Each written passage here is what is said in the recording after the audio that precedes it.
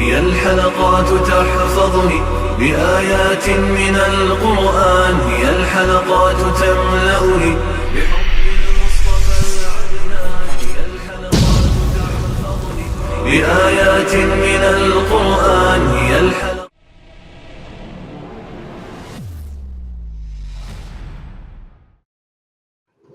سورۃ البقرہ آیت نمبر 214۔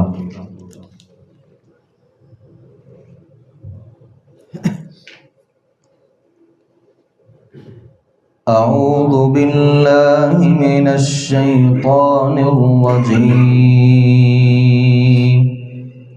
بسم اللہ الرحمن الرحیم۔ ام حسبتم ان تدخلوا الجنة ولما يأتكم مثل الذين خلوا من قبلكم مستهم البأساء والضراء وزلزلوا حتى يقول الرسول والذين آمنوا معه متى نصر الله ألا إن نصر الله قريب۔ ام حسبتم، کیا تم نے گمان کر رکھا ہے، ان تدخلوا الجنت، کہ تم جنت میں داخل ہو جاؤ گے، ولما یأتکم مثل الذین خلوا من قبلکم، حالانکہ ابھی تک تم پر ان لوگوں جیسی حالت نہیں آئی جو تم سے پہلے تھے، مستهم البأساء والضراء، انہیں تنگی بھی پہنچی، تکلیف پہنچی، وزلزلوا، اور وہ ہلا دیے گئے سخت طریقے سے، حتیٰ یقول الرسول، یہاں تک کہ رسول کہہ اٹھے، والذین، اور وہ لوگ آمنوا جو ایمان لائے تھے، معہ، اس رسول کے ساتھ، متی نصر اللہ، اللہ کی مدد کب ہوگی، الا سن لیجئے، ان نصر اللہ قریب، بلا شبہ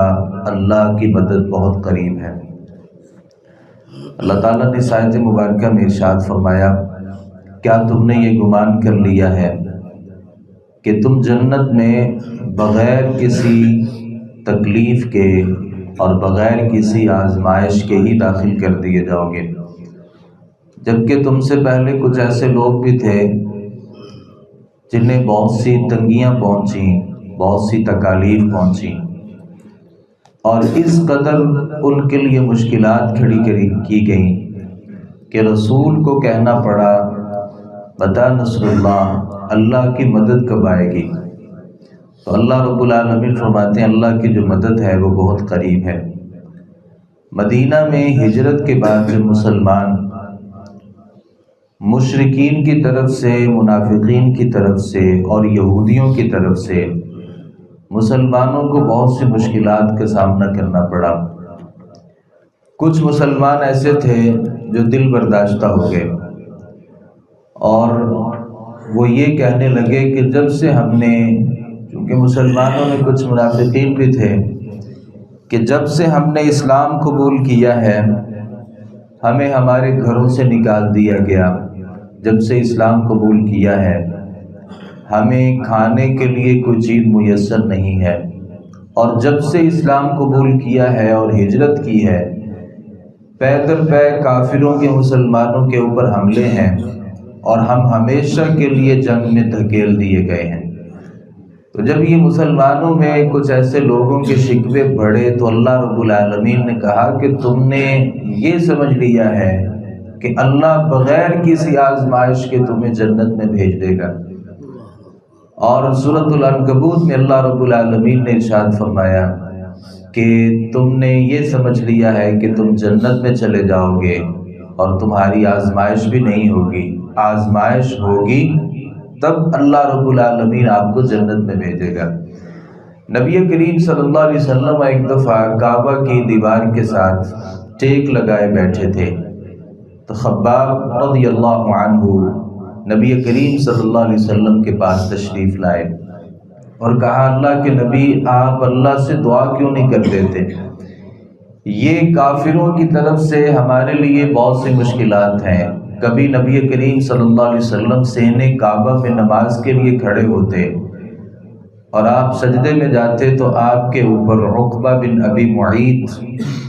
اونٹ کی گندی اوجڑی رکھ دیتا اور نبی صلی اللہ علیہ وسلم کے لیے اس سجدے سے اٹھنا مشکل ہو جاتا۔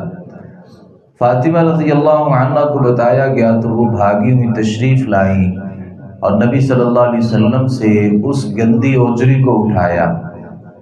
کبھی نبی صلی اللہ علیہ وسلم کو شیب ابی طالب میں محصور کیا گیا، آپ کے لیے کھانے میں کوئی چیز نہیں تھی، پینے کے لیے کوئی چیز نہیں ہوتی تھی، اور کوئی آدمی چھپ چھپا کر کے کوئی چیز لے آتا اور اللہ کے نبی صلی اللہ علیہ وسلم کو دے دیتا تو آپ صلی اللہ علیہ وسلم اسے تناول فرما لیتے، یا وہ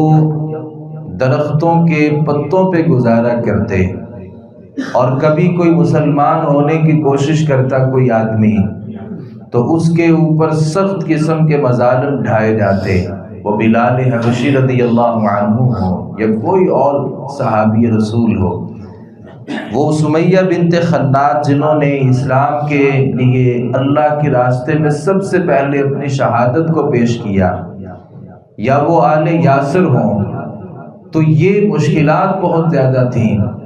تو خباب رضی اللہ عنہ اللہ کے نبی صلی اللہ علیہ وسلم سے کہنے لگے کہ اللہ کے نبی آپ اللہ سے یہ دعا کیوں نہیں کر دیتے کہ اللہ یہ ہماری مشکلات کو، ہماری پریشانیوں کو دور کر دے؟ تو نبی صلی اللہ علیہ وسلم نے اس صحابی رسول سے کہا تھا کہ جو پہلے لوگ تھے نا، اللہ رب العالمین کی طرف سے ایسی آزمائشیں ان کے اوپر ڈالی گئی کہ ایک آدمی کو کھڑا کیا گیا اور وہ لوہے کا جو آرا ہوتا ہے سر میں درمیان جگہ سے رکھ کر کے اس کو چیرا گیا، یہاں تک کہ ٹانگوں تک اس آدمی کے 2 ٹکڑے کر دیے گئے، لیکن ان سب کے باوجود وہ اپنے ایمان سے اور اپنے اسلام سے پھرے نہیں تھے۔ اور صحیح مسلم کی روایت کے مطابق نبی صلی اللہ علیہ وسلم نے صحابہ کرام سے ایسے موقع پر کہا کہ تم جلدی کرتے ہو، یعنی تمہیں یہ ہے کہ جیسے ہی آزمائش، مشکل، مصیبت آئے اللہ فوری اس سے ہمیں نکال دے، کہ انبیاء علیہ السلام سے بڑھ کے تو ہم مومن نہیں ہیں۔ آپ مجھے یہ بتائیے کہ اللہ نے اپنے خاص نبیوں کے اوپر مشکلات کو نہیں بھیجا، یعنی نوح علیہ السلام قوم انکار کر رہی ہے، جناب شعیب علیہ السلام کو لوگ ان کی بستی سے نکال رہے ہیں، اور یونس علیہ السلام خود وہاں سے اپنی قوم سے تنگ آ کر کے چلے گئے، نبی صلی اللہ علیہ وسلم کے دندان مبارک شہید کیے گئے۔ کیا ہم یہ سمجھتے ہیں کہ ہماری آزمائشیں کیا ان نبیوں سے بھی زیادہ ہیں؟ اور اگر اللہ رب العالمین کی ان آزمائشوں پہ انبیاء علیہ السلام نے صبر کیا ہے تو ہمارے لیے پیغام بھی یہی ہے کہ کوئی مشکل آتی ہے، مصیبت آتی ہے تو ہمیں اس میں صبر کرنا ہے۔ اللہ رب العالمین نے یہاں بأسا اور ضرا کا تذکرہ کیا ہے۔ بأس اس بیماری کو کہتے ہیں جس میں فقر ہوتا ہے، اور اللہ رب العالمین کبھی ہمیں مالی طور پہ آزمانا چاہتا ہے، اور ہمارے اوپر جب بھی کوئی مالی پریشانی آتی ہے، کاروبار بند ہوتا ہے، کاروبار میں نقصان ہو جاتا ہے، تو کوئی آدمی ہماری رہنمائی کر دے کہ فلاں ہستی ہے اس کے پاس جاؤ گے تو تمہارے سارے کام حل ہو جائیں گے، اور وہ ہمیں اگر شرک پر بھی لگا دے اور ہم پکے موحد ہوں، اور جب ہمارے لیے مالی راستے ختم ہو چکے اور منقطع ہو چکے ہوتے ہیں تو ہمیں پھر کوئی کس راستے پر بھی لگائے ہمیں اس سے کوئی فرق نہیں پڑتا۔ اور اللہ رب العالمین نے یہاں الضرا جو جسمانی بیماریاں ہوتی ہیں اللہ رب العالمین نے ان کا بھی تذکرہ کیا ہے۔ ہم نے نبی ایوب علیہ السلام کو پڑھا اور سنا ہے کہ اللہ نے ان کے اوپر بھی بیماری کو بھیجا تھا، اور وہ پھر بیماری اس قدر طویل ہو گئی تھی ایوب علیہ السلام نہ اسے تھکے تھے، نہ اکتاہٹ کا شکار ہوئے تھے، نہ اللہ سے گلے اور شکوے کیے تھے۔ یعقوب علیہ السلام کو بینائی سے محروم کر دیا گیا، اور وہ بیٹے کی ایک طویل جدائی یوسف علیہ السلام کی صورت میں کوئی گلے شکوے تو نہیں کیے تھے۔ اللہ رب العالمین سے جو باتیں تھیں وہ ان کی باہر صورت رہی،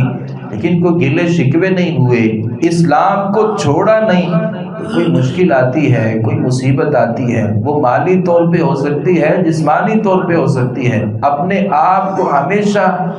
دین پر ثابت قدم رکھیں۔ امام احمد بن حنبل رحمۃ اللہ علیہ کے بارے میں نے پڑھا ہے کہ وہ فتنہ خلق قرآن جو تھا، جب لوگ یہ کہتے تھے کہ قرآن اللہ کی مخلوق ہے، اور امام احمد بن حنبل نے اس موقع پر فتویٰ دیا تھا کہ قرآن اللہ کی مخلوق نہیں ہے بلکہ قرآن اللہ کی کلام ہے، کیونکہ اللہ کی جو مخلوق ہوتی ہے اس کا مقام اور مرتبہ چھوٹا ہوتا ہے، اور اللہ کی جو صفات ہوتی ہیں ان کا مقام اور مرتبہ بہت بڑا ہوتا ہے۔ تو یہ کہنا کہ قرآن اللہ کی مخلوق ہے، یہ قرآن کی عظمت کا انکار کرنا ہے، یہ تو اللہ کی کلام ہے۔ تو احمد بن حنبل کو جیل میں بھیجا گیا اور ان کے اوپر کوڑے برسائے جاتے ہیں۔ امام احمد بن حنبل کے بیٹے کہتے ہیں کہ ہر 2 کوڑے مارنے کے بعد ایک تازہ جلاد کو بلایا جاتا تھا، وہ اپنی پوری جان کے ساتھ 2 کوڑے مارتا تھا، پھر ایک تیسرے آدمی کو بلایا جاتا تھا، پھر چوتھے جلاد کو بلایا جاتا تھا۔ کوئی ایک آدمی ان کو کوڑے مارنے والا نہیں تھا، ہر 2 کے بعد ایک نیا آدمی آتا اور امام احمد بن حنبل کے اوپر مظالم ڈھاتا۔ کبھی امام احمد بن حنبل نے یہ نہیں سوچا، اور علماء لوگ ان کے پاس آتے اور آ کر کے کہتے کہ یہاں آپ کو اللہ بھی رخصت دیتا ہے، آپ غلط فتویٰ دیجیے اور اپنی جان کو یہاں سے بچا لیجیے۔ امام احمد بن حنبل رحمۃ اللہ علیہ نے کوئی دین کا سودا تو نہیں کیا تھا، اس مشکل میں صحیح راستے کو چھوڑا تو نہیں تھا کہ امام احمد بن حنبل کا جنازہ جیل سے اٹھا تھا، اور امام عبداللہ رحمۃ اللہ علیہ جو بیٹے ہیں امام احمد کے، وہ فرماتے ہیں جب ان کو غسل دیا جا رہا تھا تو ان کے جسم کا کوئی حصہ ایسا نہیں تھا جہاں پہ ان ضربوں کے نشانات نہیں تھے۔ مجھے تو اللہ نے آزمایا ہی نہیں ہے، اور میرا ایمان اس لیول پر نہیں پہنچا کہ ہماری اس قدر آزمائشیں ہوں جو ہمارے سلف صالحین کی آزمائشیں تھیں۔ میں یہ سمجھتا ہوں کہ حالات جتنے بھی مشکل ہوئے اور پریشان ہوئے، جتنے بھی پریشان ہوئے، میری نوبت ایسی نہیں آئی کہ مجھے پتے کھانے پڑیں۔ ہمارے صحابہ کرام نے تو پتے کھائے، خود ہمارے نبی صلی اللہ علیہ وسلم نے پتے کھائے، اور اگر مالی طور پہ آزمائش آئے تو ہم فوری طور پہ حرام کی طرف چلے جاتے ہیں، اور ہمارے لیے وہ ایک راستہ بڑا آسان ہوتا ہے۔ پیسے ختم ہوئے، سود پر قرضہ لے لیتے ہیں اور اس کو بڑا اپنے لیے آسان سمجھتے ہیں۔ بھائیو، اللہ رب العالمین فرماتے ہیں کیا تم نے یہ گمان کر لیا ہے کہ بغیر کسی آزمائش کے تم جنت میں داخل کر دیے جاؤ گے؟ آزمائشیں بھی ہوں گی، مشکلات بھی ہوں گی، مصیبتیں بھی ہوں گی، اور یہ آزمائشیں کبھی مال کی قلت کی وجہ سے ہوں گی، کبھی یہ آزمائشیں اولاد کی قلت کی وجہ سے ہوں گی، کبھی یہ نافرمان اولاد ملنے کی صورت میں ہوں گی، اور کبھی کسی جسمانی اور روحانی تکلیف کی صورت میں ہوں گی۔ لیکن ہمیشہ جو مومن ہوتا ہے وہ اس میں کردار ادا کرتا ہے، اور ان آزمائشوں میں بجائے یہ کہ وہ اسلام اور اللہ سے دور بھاگے، بلکہ ان آزمائشوں میں وہ اللہ رب العالمین کے زیادہ قریب ہی ہوتا ہے۔ اللہ تعالیٰ سے دعا ہے صحیح معنوں میں قرآن مجید کو سمجھنے، اس پر عمل ہونے کی توفیق عطا فرمائے۔ وما علینا الا البلاغ المبین۔